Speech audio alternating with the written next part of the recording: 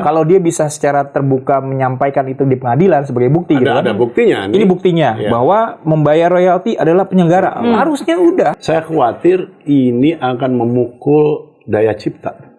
Ya, kreativitas artis itu semakin malas. Pencipta lagu ini kerjasama sama digital publisher namanya. Nah, nanti digital publisher ini yang ngurusin tadi masalah AdSense, masalah ini. Nah, ini sebenarnya masalah sistem manajemen distribusinya nih.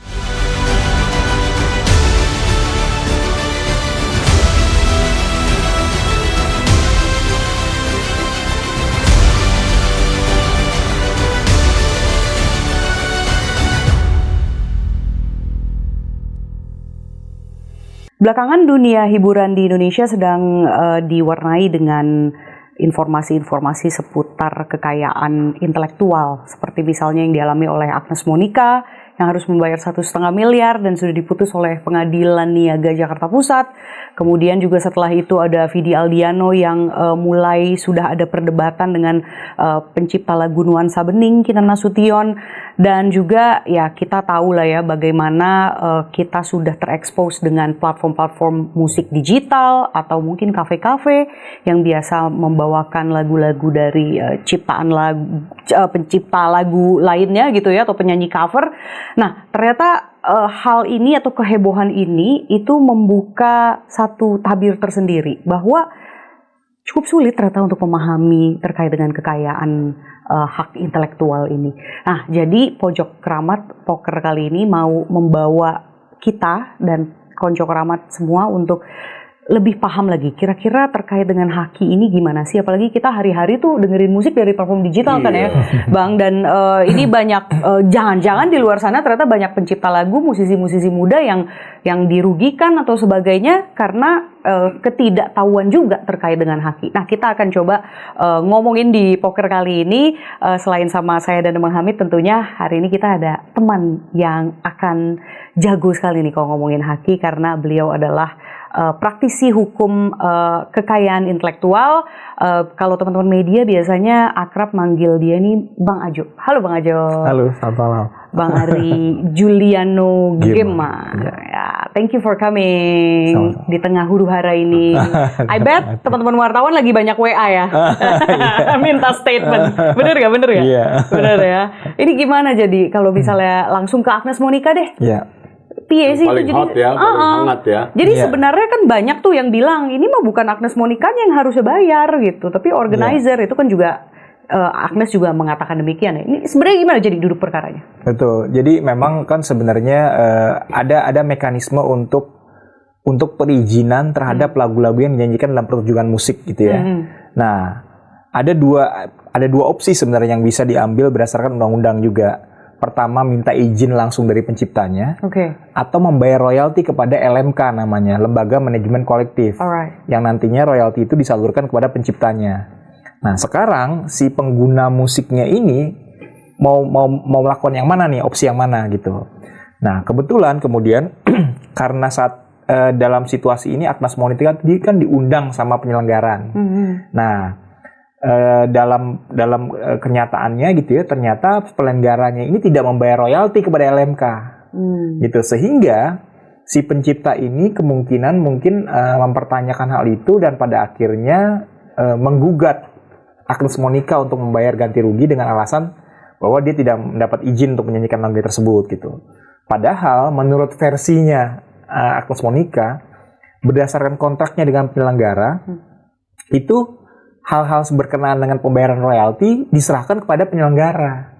Nah, inilah kemudian yang akhirnya dibawalah ke pengadilan untuk dibuktikan sebenarnya siapa sih yang bertanggung jawab segala macam gitu.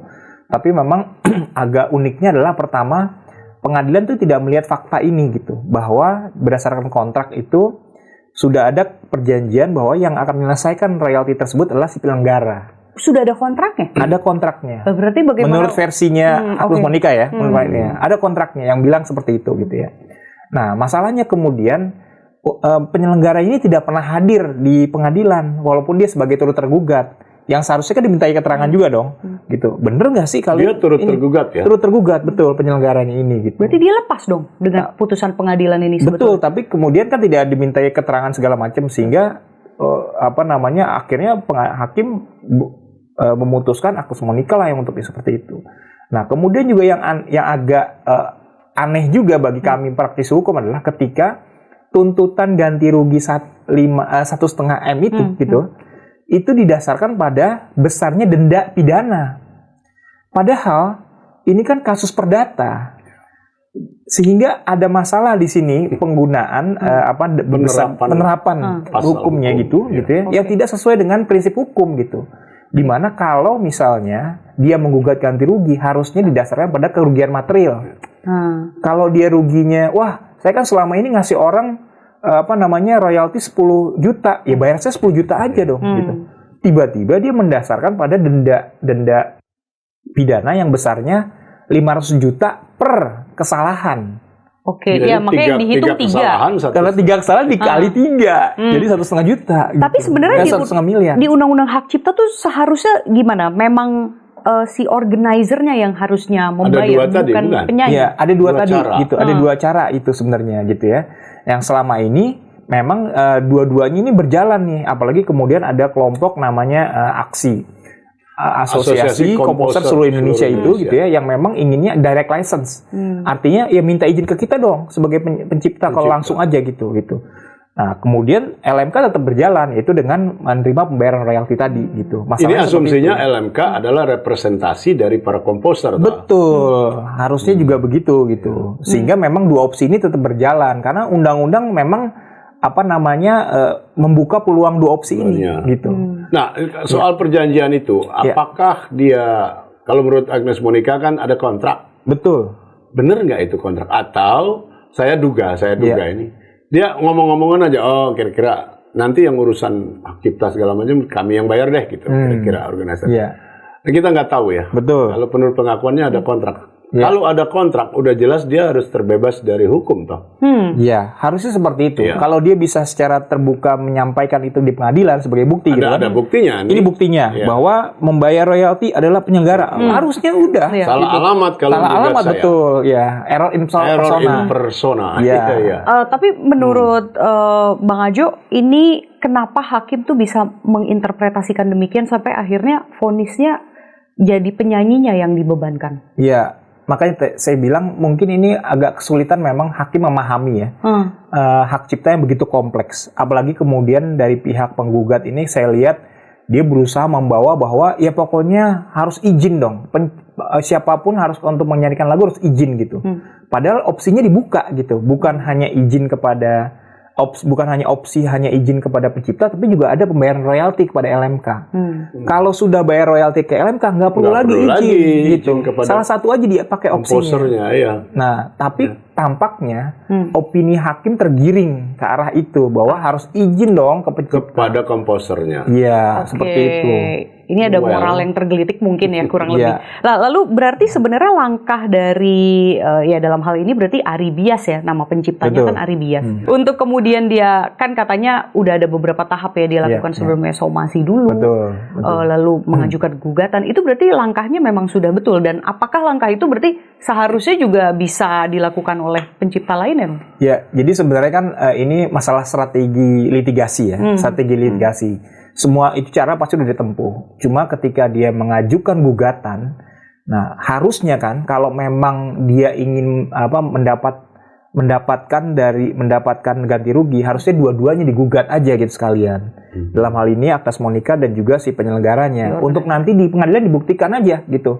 Bahwa siapa sih sebenarnya dua-duanya ini akhirnya terbukti gitu. Loh, tapi katanya tadi sebetulnya penyelenggara juga ikut digugat, cuman nggak pernah hadir. Ya, tapi turut tergugat statusnya. Turut tergugat. Ya, dan tidak dimintai ganti rugi. Hanya Agnes Mo yang dimintai ganti rugi dalam gugatan. Berarti itu keganjilan kedua juga sebetulnya. Lah iya, apa makna dari turut tergugat itu kalau ternyata nggak ada konsekuensi apa-apa kan?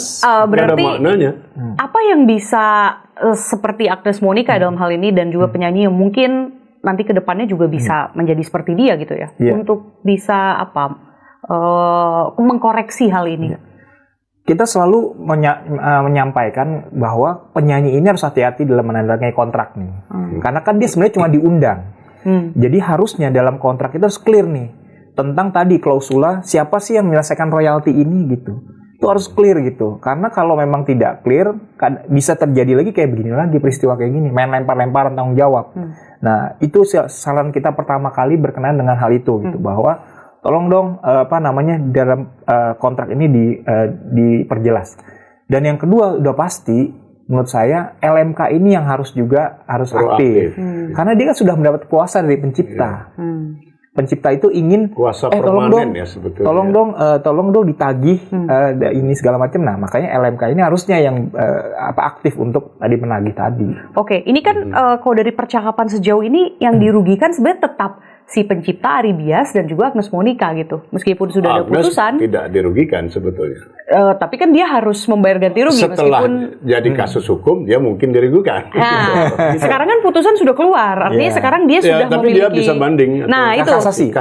Nah, itu maksudnya artinya apa yang bisa dilakukan ini berarti kan berarti uang 1,5 M ini juga belum kemana-mana sebenarnya. Ari Bias juga belum mendapatkan haknya betul, gitu kan. Banget. Nah, ini gimana tuh menurut?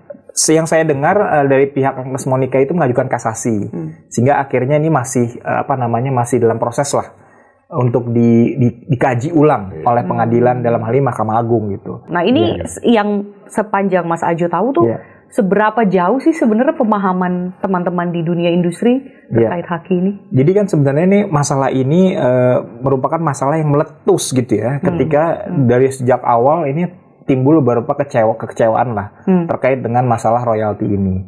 Karena yang kita pahami dulu itu ada lembaga manajemen kolektif yang mengkolek royalti ini dulu cuma satu, namanya KCI gitu ya. Tapi kemudian dalam perkembangannya banyak muncul LMK baru gitu, sehingga itu merepotkan ketika ada penagihan kepada semua pihak. Jadi semua pihak kebingungan, saya harus bayar ke siapa? Karena LMK-nya banyak sekali. Sampai akhirnya kemudian pemerintah membuat undang-undang hak cipta baru pada tahun 2014 yang membentuk satu lembaga lagi namanya Lembaga Manajemen Kolektif Nasional yang mengkoordinir LMK yang banyak ini.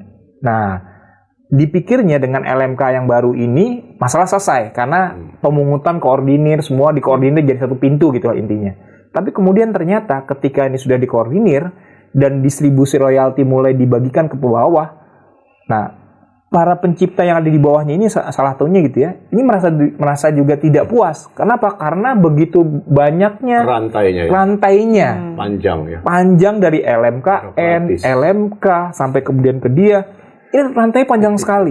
Sehingga untuk mendapatkan haknya itu akhirnya mereka merasa kecewa karena ternyata kok nggak sesuai dengan yang saya harapkan gitu. Sampai ada beberapa pencipta kan komplain sampai ke media gitu. Saya kok cuma dapat segini ya?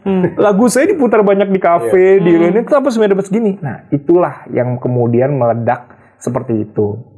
Jadi memang menurut saya kalaupun kita ingin membenahi itu ya harusnya model collecting manajemennya inilah yang harus diperbaiki gitu. Dan teknologi saya kira ya. Betul. Digitalisasi pembayarannya gitu-gitu ya, transparansi yang manual manusia nggak mungkin sanggup. Itu masih manual tuh gimana Mas maksudnya? Ya, jadi memang saat ini itu memang penagihan itu kan sama manual. Ada invoice dari LMKN untuk kemudian nanti tentu saja lama sekali.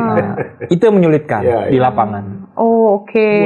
Dan dikurang-kurangin apa jadinya sedikit tadi karena itu. Operasional masing-masing lembaga ini ada kan ada biayanya. Bisa kasih contoh satu aja deh Mas. Gimana sih perhitungan royalti itu? Bisa? Terus terang begini, ini penghitungan royalti ini juga masing-masing LMK aja berbeda-beda. I see. Itu yang kadang-kadang juga menimbulkan menimbulkan kecemburian antara LMK yang satu dengan LMK yang lain. Persentasenya lebih gede. Betul. Karena LMK yang satu mungkin manajemennya profesional, tapi LMK yang satu lagi mungkin manajemennya kekeluargaan, tidak profesional. Nah, itu yang menyebabkan akhirnya gitu ngelirik ke sana loh. Kok dia dapat segitu? Udah. Dan juga begini ya, kalau saya biasa di perbukuan ya. Kalau di perbukuan itu jelas. 10% sampai 12% royalti itu. Misalnya kita gini deh, contoh yang konkret ya. Saya mau menerjemahkan buku dari luar gitu ya. Katakan bukunya Yuval Harari. Ya. Nah, lalu ada agennya di Bangkok di mana-mana. Kita tawar-menawar, kita bilang kita mau nyetak, oke, sampai 10.000 eksemplar pertama, itu saya minta Anda bayar 10% gitu. Kita bisa tawar 7%, oke, jadi 7%, bayar di muka sekian. Jadi persentase berdasarkan harga buku nanti. Jadi kita akan bilang bahwa, Bung, kita akan jual buku ini 200.000. Ya, kalau 7% berarti saya bayar 14.000 misalnya kepada Anda. Oke, kali 10.000, 140 juta kita bayar dalam US dollar biasanya. Nah, kalau lagu ini atas dasar apa persentasenya?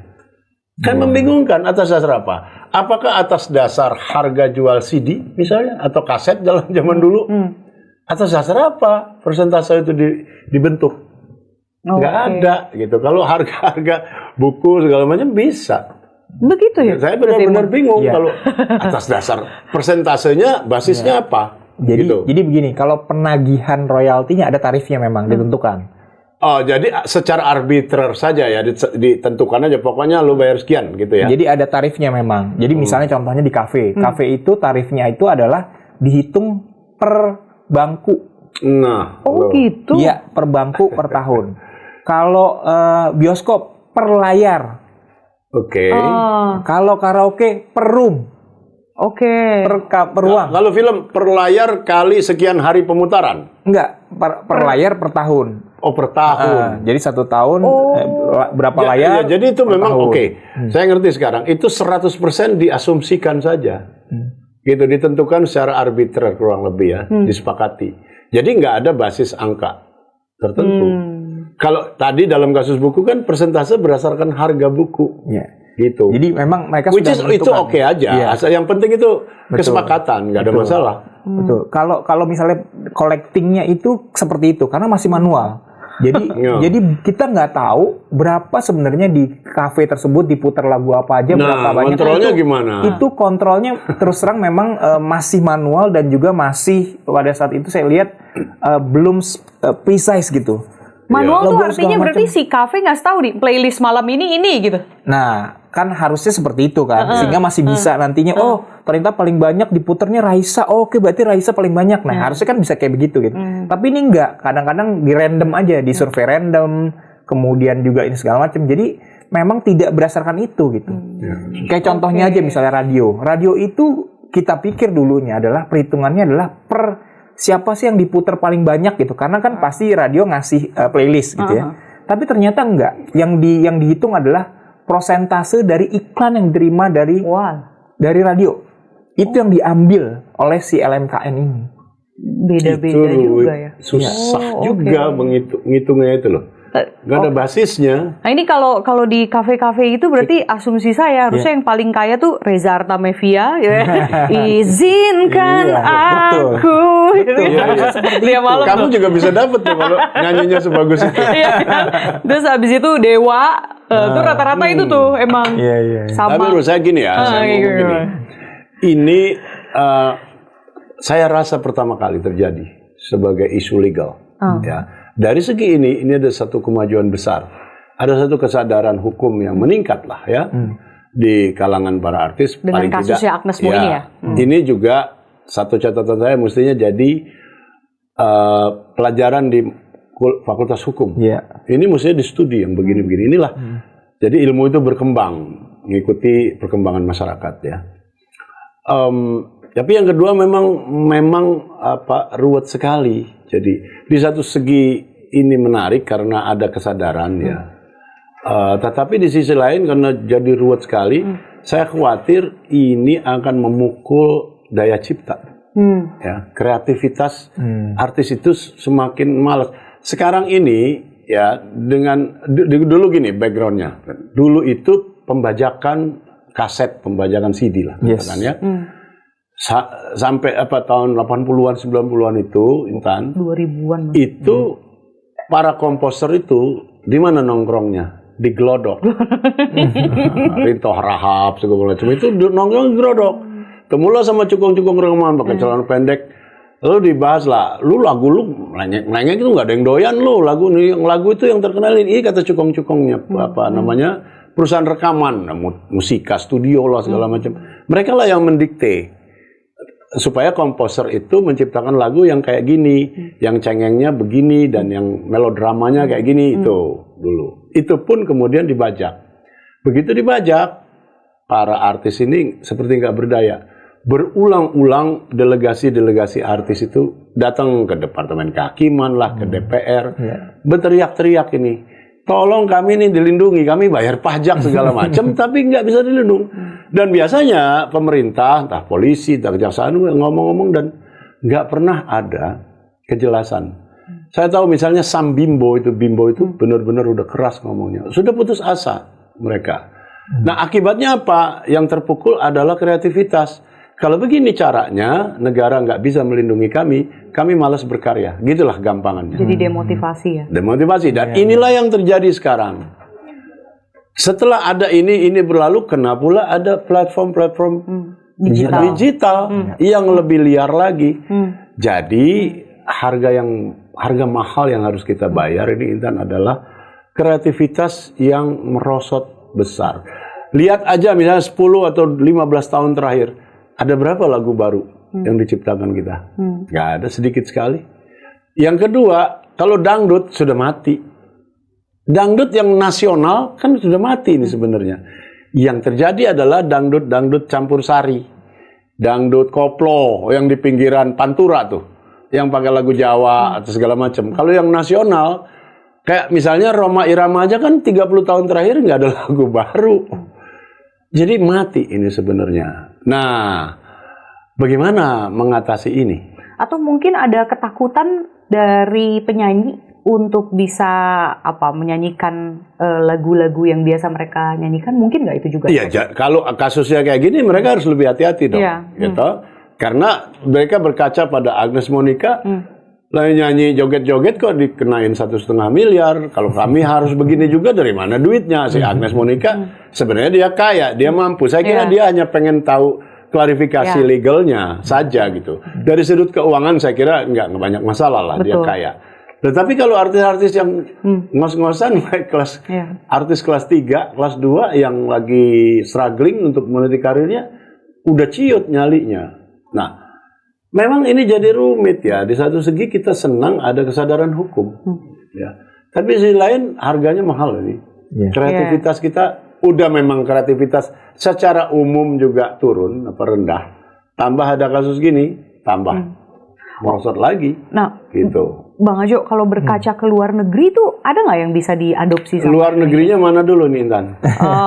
Ya, yang deket dulu deh. Inggris, Amerika. Area... Inggris, Amerika. Udah gampang dilihat tuh. Pemberitaannya luas sekali. Inggris, Amerika boleh. Pop culture-nya kuat ya. Terus gimana Bang? Di Amerika dan di Inggris sama. Soal masalah tadi performing right-nya, mereka juga punya lembaga LMK yang disebut Collective Management Organization sama. Tapi mereka memang efektif karena sistemnya sudah jalan gitu ya. Manajemennya udah dan kekuatan dari industri musik kan luar biasa di sana. Besar sih, kekuatannya luar biasa, kekuatan menekan segala macam gitu. Jadi lebih patuh bagi isinya kalau ada ini bayar ya. Karena mereka nggak mau nantinya harus masuk ke pengadilan terus kemudian punya image buruk, udah ini segala macam. Artis-artis nggak mau juga kerja sama mereka. Nah, mereka tahu gitu. Itu merugikannya luar biasa kalau sampai artis-artis itu nggak mau kerja sama mereka. Hidup bisa hancur. Betul. Ya, bisa makanya mereka menjaga reputasi banget dengan bayar royalti dengan rajin gitu. Segala macam. Itu sebenarnya memang mungkin budaya hukumnya ya. Kalau saya lihat tuh, budaya hukumnya tuh akhirnya. Nah, ini kalau misalnya pencipta lagu yang dulu-dulu gitu. Nah, ini kan ributnya sekarang nih gitu. Ya, apa kabar dengan misalnya W.R. Supratman atau Ismail Marzuki misalnya atau pencipta lagu anak lah. Itu kan era saya lagu anak kan booming sekali 90-an kan. Sampai sekarang misalnya itu gimana apa kabarnya tuh? Iya. Ya yang pasti kalau misalnya kan gini, hak cipta itu kan ada batasnya juga. Jadi kalau di undang-undang kita itu suara gitu. Ya, 50 pencipta lagu intinya sebenarnya dia punya hak 70 tahun terhitung sejak dia meninggal dunia. Dia sejak meninggal dunia 70 tahun gitu ya. Itu sebagai pencipta lagu. Tapi produk rekaman itu memang cuma 50 tahun sejak dia dipublikasikan. Produk rekaman gitu. Jadi publikasikan pertama kali. Itu tuh Argo Jalan tuh. Argo Jalan tuh sampai 50 tahun gitu. Tapi setelah 50 tahun orang bebas ya? Orang bebas jadi public domain artinya tidak perlu izin. Domain, ya. Artinya tidak perlu izin. Nah, seperti itu sebenarnya. Jadi kita tergantung nih, kalau misalnya penulis lagunya masih hidup, itu masih bisa dihitung masih berlaku terus sampai dia meninggal baru 70 tahun gitu ya. Sedangkan kalau misalnya sudah wafat, kemudian 70 tahun udah lewat juga gitu ya. Nah, itu jadi public domain. Kalau begitu, kalau saya mau, saya akan memilih yang public domain 50 tahun tadi dong. Kalau mau gratis. Ya, kalaupun komposernya masih hidup kan tetap saya bisa ambil. Ya, ininya ya, produk rekamannya. Produk rekamannya ya. Artinya hanya bisa memutar yang produk rekaman tersebut. Tapi kita tidak bisa menyanyi, bukan nyanyikannya. Kalau menyanyikannya harus izin dari penciptanya. Ya. Tapi kalau produk rekamannya itu yang diputar itu tanpa izin kita bisa. Iya. Misal saya punya kafe tuh. Iya, betul. Saya putar tuh di situ. Yes. Itu boleh ya. Boleh. Tapi kafenya nggak laku kalau di kafe lagu Kusbini nggak laku. Oke. Nah, ngomong-ngomong kafe nih, ini kan juga banyak penyanyi cover ya. Iya. Gitu. Nah, itu gimana kalau dari UU Hak Cipta? Iya. Bacaan. Di Indonesia apa internasional? Di Indonesia. Oke. Jadi gini, pertama kalau penyanyi kafe itu yang home band ya, model-model home band ya. Artinya untuk menarik pengunjung lah gitu ya. Dan tidak berbayar tiket. Jadi dalam peraturan menterinya atau PP tentang royalti ini adalah memang ketika suatu penyelenggara menyelenggarakan pertunjukan musik tanpa tiket nih gitu ya. Dalam hal ini kafe, klub, bar dan lain-lain tersebut, maka dia harus membayar royalti 2% dari biaya produksi. Biaya produksi? Biaya produksinya itu. Si lagu itu? Bukan, biaya produksinya dari kegiatan acara itu. Kan ada nyewa ini perawatan dan lain-lain itu gitu ya. Termasuk juga menyewa penyanyinya gitu ya. Nah, 2% dari itu aja gitu yang cukup dibayar. Ringan sekali sebetulnya. Ringan sekali. Itu ringan sekali sebenarnya. Oke. Nah, itu kalau kayak penyanyi cover di YouTube misalnya atau di platform digital lain nih, saya Spotify, subscriber ya kan. Nah, itu gimana? Nah, kan gini. Jadi ada nama, kalau hak ekonomi di hak cipta itu ada dua gitu. Hak menggandakan dan hak publikasi. Performing right namanya. Nah, kalau performing right ini diurus sama LMK tadi. Oke. Tapi kalau cover di YouTube itu namanya penggandaan. Nah, penggandaan itu harus memang izin langsung sama penciptanya. Harus itu nggak ada urusan sama LMK? Nggak ada urusan sama LMK. Jadi izin langsung sama penciptanya. Nah, kebetulan di YouTube itu memang dia karena sudah sering digugat sama berbagai pihak, akhirnya dia menciptakan satu sistem namanya Content ID. Content ID itu seperti screening system. Jadi begitu ada orang upload lagu, begitu ketahuan sama screening sistemnya, ini lagu nggak dapat izin nih, langsung di take down. Atau tidak boleh tayang. Berarti kebijakannya YouTube udah cukup progresif ya? Yes. Nah, sekarang begini, ada banyak penyanyi cover di luar ya, di dalam saya nggak tahu. Ada banyak penyanyi cover yang juga penontonnya, viewersnya itu ratusan juta. Sama di dalam negeri juga gitu. Begitu ya? Yang saya ingat pertama itu yang saya kaget itu namanya Juliana Zombie apa something yang bawain lagu John Legend, All of Me something. Itu ratusan juta. Nah, kalau begitu, dia mungkin kepada pihak YouTube apa? Dia harus tunjukin surat izin dari John Legend sebagai pencipta gitu ya? Ya, jadi biasanya dalam sistem itu, begitu ada yang upload, akan langsung diidentifikasi. Ini ada izin apa enggak? Biasanya ditanyakan kepada si pemegang haknya. Begitu pemegang hak bilang, oh iya benar, go. Gitu ya? Ini bener nih, dia pernah izin sama kita. Go, silakan. Oh ternyata dia nggak izin sama kita nih. Nah, pilihannya dua nih. Mau take down atau diambil AdSense-nya. Apanya diambil? AdSense. AdSense-nya diambil, dikeluarin. Yes. Lu nyanyi silakan. AdSense-nya gua ambil. Lu keluar duitnya buat gua. Iya. Begitu pilihannya. Nggak dicairin buat si penyanyi cover ini ya? Nggak dicairin. Oke. Tadi izin sama yang pencipta lagu itu berbayar atau tidak tuh urusan mereka. Betul, gitu lah ya? urusan mereka. Pokoknya izin nih? Yes. Oke. Lah kalau di platform digital lain, Mas? Platform digital lain nih ada yang memang sudah mulai menerapkan kayak model Content ID ini, tapi ada juga yang belum gitu. Tapi tetap kampionnya YouTube ya? Betul. Dia di advance data. Ada ini juga terkadang kayak pencipta lagu baru misalnya, dia kan juga ada yang seneng-seneng aja lagunya viralin lah istilahnya. Dia bodoh amat lah ya, nggak dapet duit nggak apa-apa. Malah gue bisa joget. Gitu malah riding moment kan lumayan nih lagu gue jadi viral. Nah kalau itu mungkin nggak ada urusan sama hak cipta selama dia juga nggak ada masalah dengan itu. Ya itu kan strategi IP ya sebenarnya. Maksudnya dia strategi dia untuk supaya lebih populer lah intinya, sehingga dia membebaskan orang-orang supaya menyanyikan dan lain-lain. Itu strateginya dia. Marketing tools sebetulnya. Yes, betul. Sampai satu titik mungkin ketika dia merasa bahwa wah, ini orang-orang kayaknya udah mulai saatnya nih monetize nih. Baru dia tarik tuh semuanya. Gitu. Itu ada sistemnya kalau digital.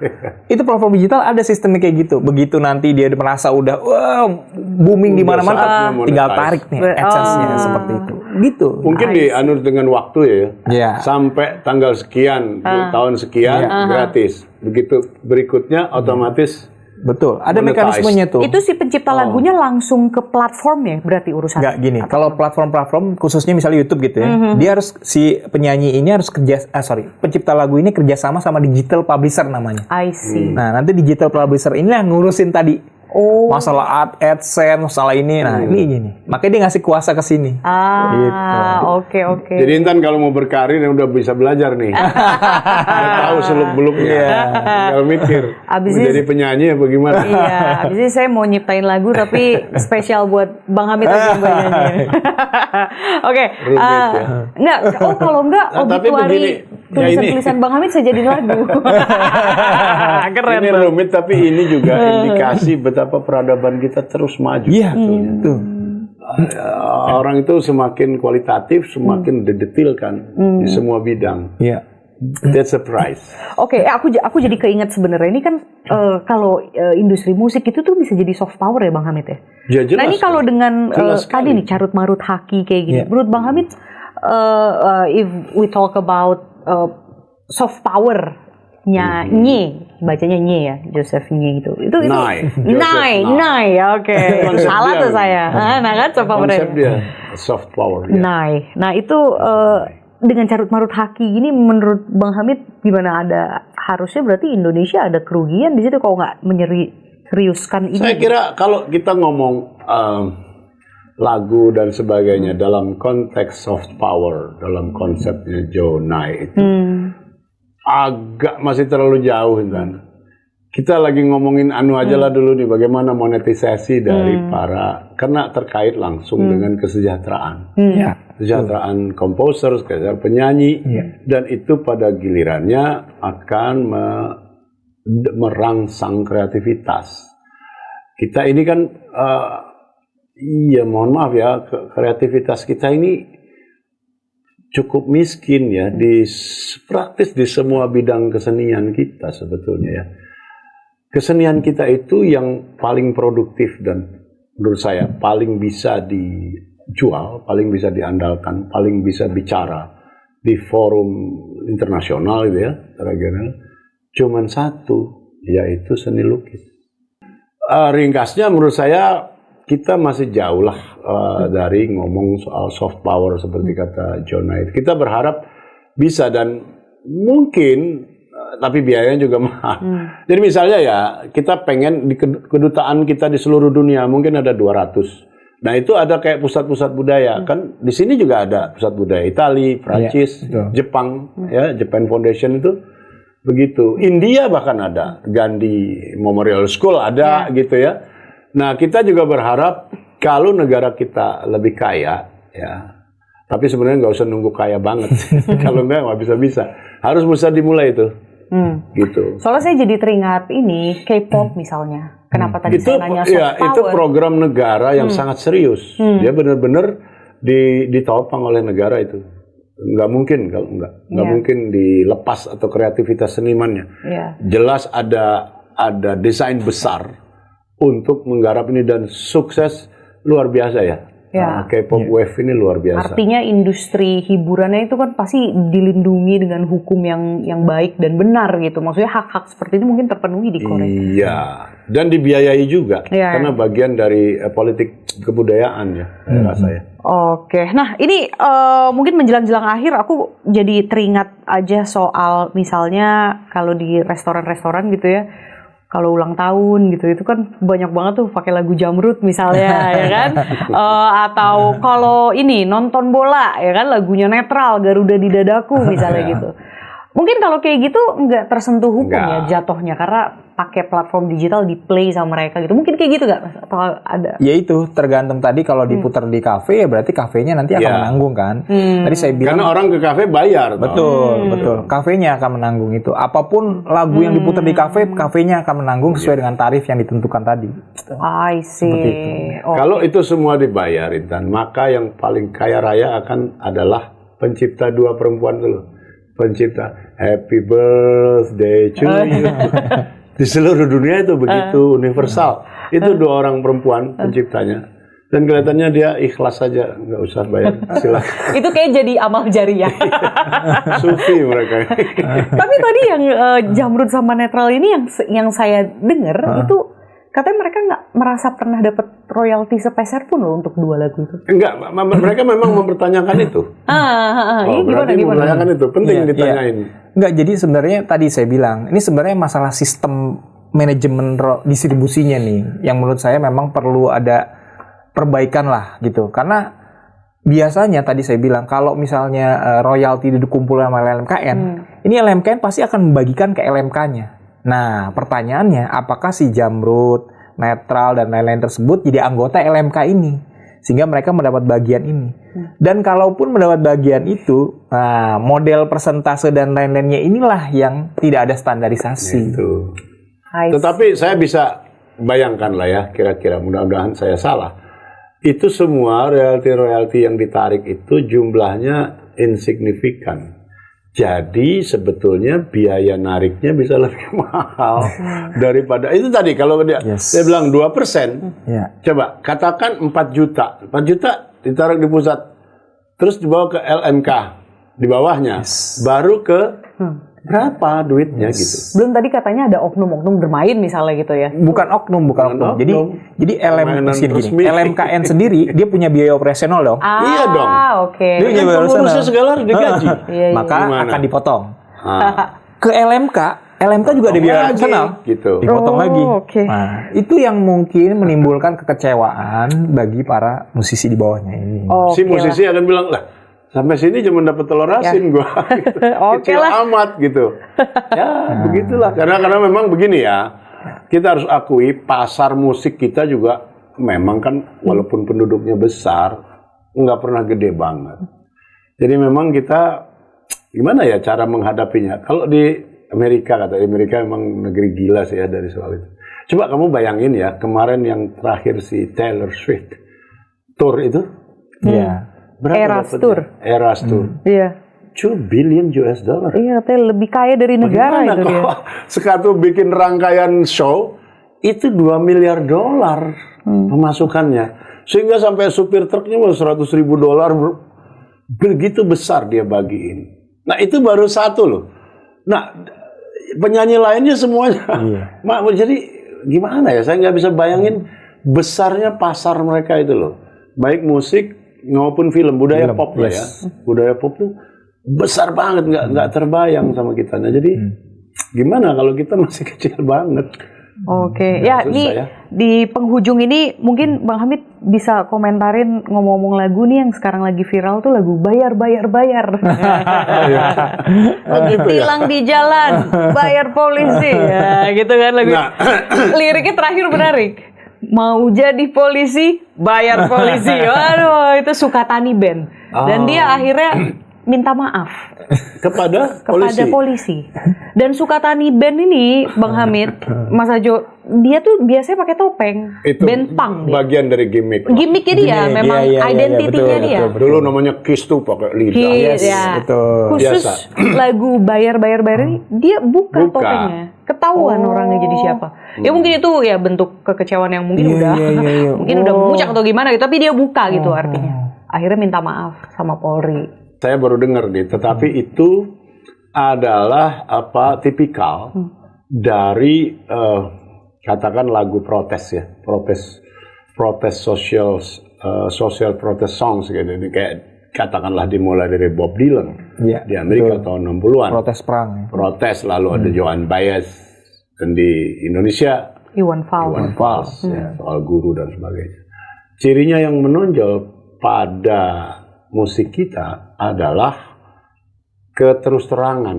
Jadi yang sebenarnya kira-kira melanggar prinsip-prinsip kesenian sebenarnya ya, kalau mau diomongin.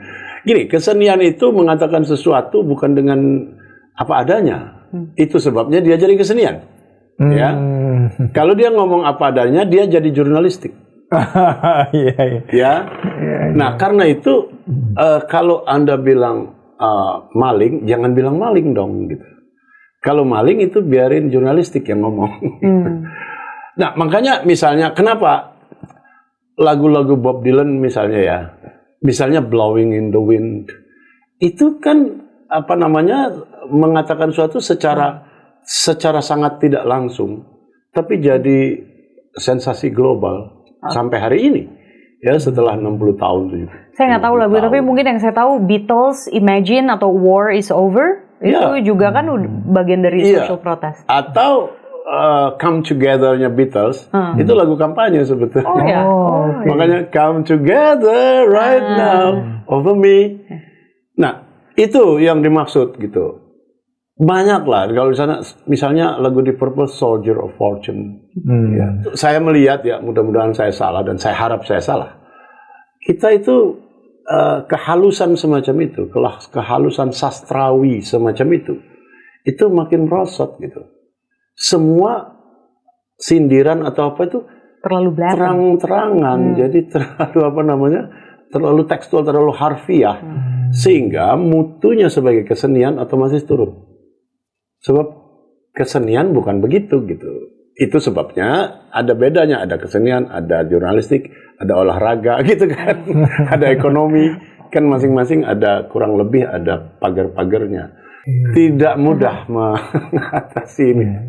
Gitu ceritanya. Oke. Ya, itu tadi kuliah Hamid Basyaib menjadi penutup. Tentang kesenian. Penutup dalam poker hari ini. Terima kasih ya Bang Ajo ya udah memberikan pencerahan nih soal kita terima kasih banget sama Ajo. Mudah-mudahan ini dia menggambarkan setidak-tidaknya, kalaupun bukan solusi ya, bukan tugas dia untuk mengajukan solusi, tapi setidak-tidaknya kita dapat gambaran tentang kompleksitas masalah di sini. Ya, oke, kalau gitu semangat terus industri hiburan Indonesia. Mudah-mudahan kalau kata Bang Hamid, soft power kayak K-pop tuh masih jauh di angan-angan gitu ya. Tapi mudah-mudahan segala kehebohan ini, siapa tahu itu jadi refleksi, ya kan? Mudah-mudahan. Kemudian satu persatu jadi terbenahi lah ya. Tapi saya akan banyak musuhnya. Gak ada yang seneng ngomongan saya ini. Siap kalau kayak gitu. Kita ketemu di poker selanjutnya ya. Thank you. Bye. Bye.